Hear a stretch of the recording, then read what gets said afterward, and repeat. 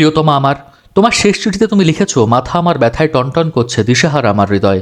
তুমি লিখেছো, যদি ওরা তোমাকে ফাঁসি দেয়, যদি তোমাকে হারাই, আমি বাঁচব না। তুমি বেঁচে থাকবে প্রিয়তমা বধূ আমার। আমার স্মৃতি কালো ধোয়ার মতো হাওয়ায় মিলিয়ে যাবে, তুমি বেঁচে থাকবে আমার হৃদয়ের রক্তকেশী ভগিনী। বিংশ শতাব্দীতে মানুষের শোকের আয়ু বড়জোর 1 বছর। মৃত্যু দড়ির এক প্রান্তে দোদুল্যমান শবদেহ আমার কাম্য নয় সেই মৃত্যু। কিন্তু তুমি জেনো, জল্লাদের লোমশ হাত যদি আমার গলায় ফাঁসির দড়ি পরায়, নাজিমের নীল চোখে ওরা বৃথাই খুঁজে ফিরবে ভয়। অন্তিম উষারস ফুটো আলোয় আমি দেখব আমার বন্ধুদের, তোমাকে দেখব। আমার সঙ্গে কবরে যাবে শুধু আমার এক অসমাপ্ত গানের বেদনা। বধূ আমার, কেন আমি তোমায় লিখতে গেলাম? ওরা আমাকে ফাঁসি দিতে চায়। বিচার তো সবেমাত্র শুরু হয়েছে। আর মানুষের মুন্ডুটা তো বোটার ফুল নয় যে ইচ্ছে করলেই ছিঁড়ে নেবে।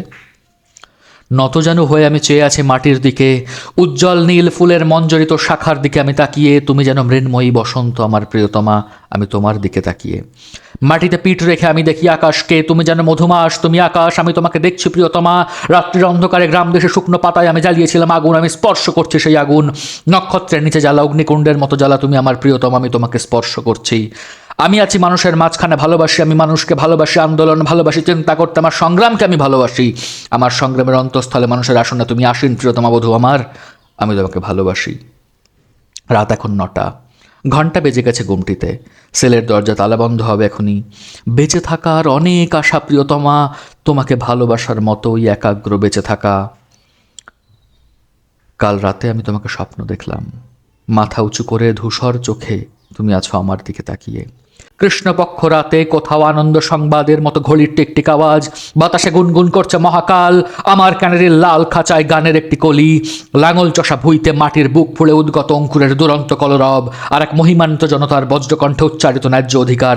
তোমার আদ্রষ্ঠাধর কম্পমান, কিন্তু তোমার কণ্ঠস্বর আমি শুনতে পেলাম না।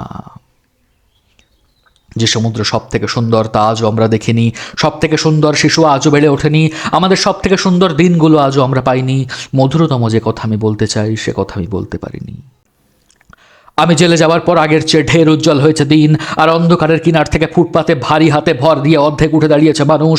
আমি জেলে যাওয়ার পর সূর্যকে 10 বার প্রদক্ষিণ করেছে পৃথিবী, আর আমি বারংবার সেই একই কথাই বলেছি। জেলখানায় কাটানো 10টা বছরে যা লিখেছি সব তাদেরই জন্যে, যারা মাটির পিঁপড়ের মতো, সমুদ্রে মাছের মতো, আকাশে পাখির মতো অগণিত, যারা ভীরু, যারা বীর, যারা নিরক্ষর, যারা শিক্ষিত, যারা শিশুর মতো সরল, যারা ধ্বংস করে, যারা সৃষ্টি করে। কেবল তাদের জীবন বৃত্তান্ত মুখর আমার গানে।